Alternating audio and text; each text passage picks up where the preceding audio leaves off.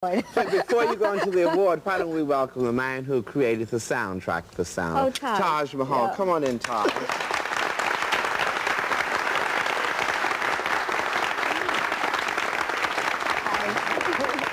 You were beautiful. You were beautiful. Yes, Sister's answering about an Academy Award if she wins it. If I win it, it'll be the first time in the history of the Academy that a black woman wins the award. That would be the initial significance. For Best Actress. For Best Actress, yes. The only other, Dorothy Dandridge was nominated. And Hattie she did McDaniels, Carmen didn't she Jones. win in Hattie supporting? McDaniels, she got it like about 10 years after. She didn't get it at the time. She got an honorary Oscar. Oh, an she honorary. wasn't awarded during the period Do you she think did. it would mean the same thing for you as it would mean for, say, another actress if they should win it of a different color? It usually means it helps your career tremendously. Yes. I don't know, Ellis. I can't really say. I think perhaps because it would be the first time a black woman received one, it would have some significance. But I really am not in a position to say. Okay. I hope we'll be able to see. I hope so, also. Taj, I congratulate you also on the simplicity, the beauty, and the style of the scoring of Sound. It's so complete, and how did you come up with that? Why didn't you think of going into a more traditional kind of scoring?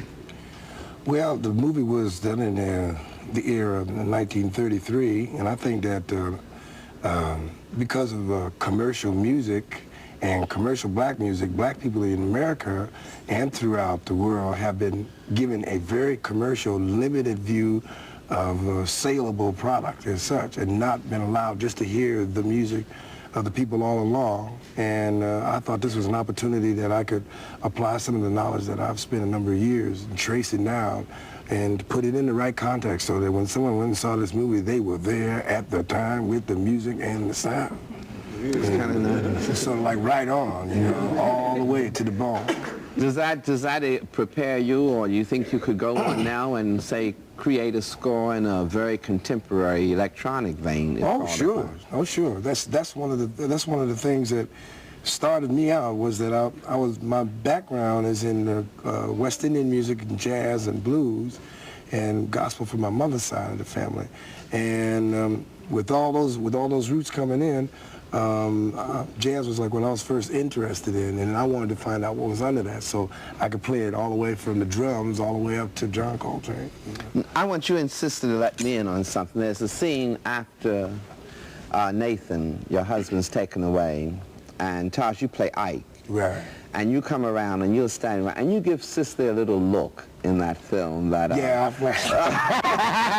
I knew what everybody was thinking. Was there any intention of, was Ike going to, you know, No. Wait a minute. No.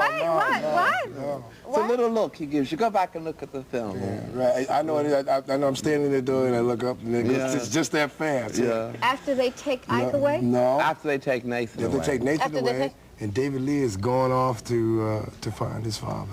You mean you read something into that I just look, wondered. Ellis?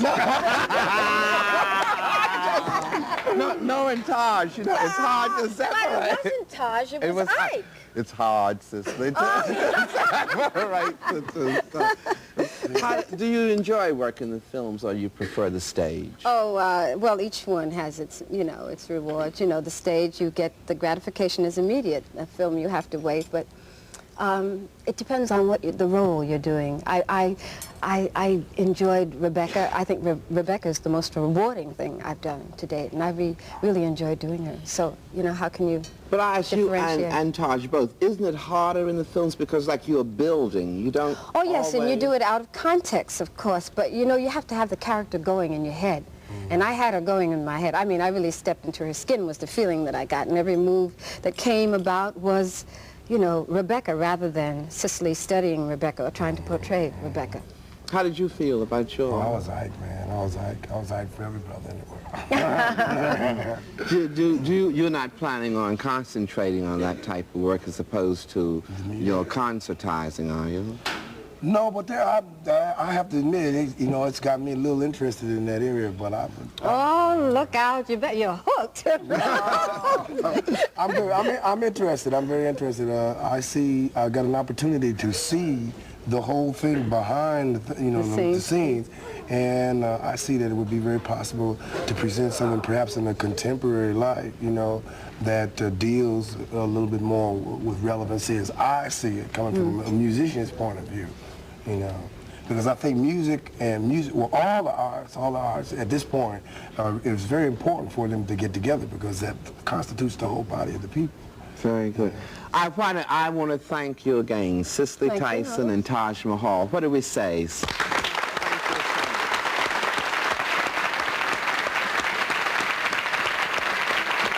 And I would like to introduce to you now what I think is one of the most moving segments of film that I've ever seen in the theater, and that is Cicely welcoming Nathan back from prison.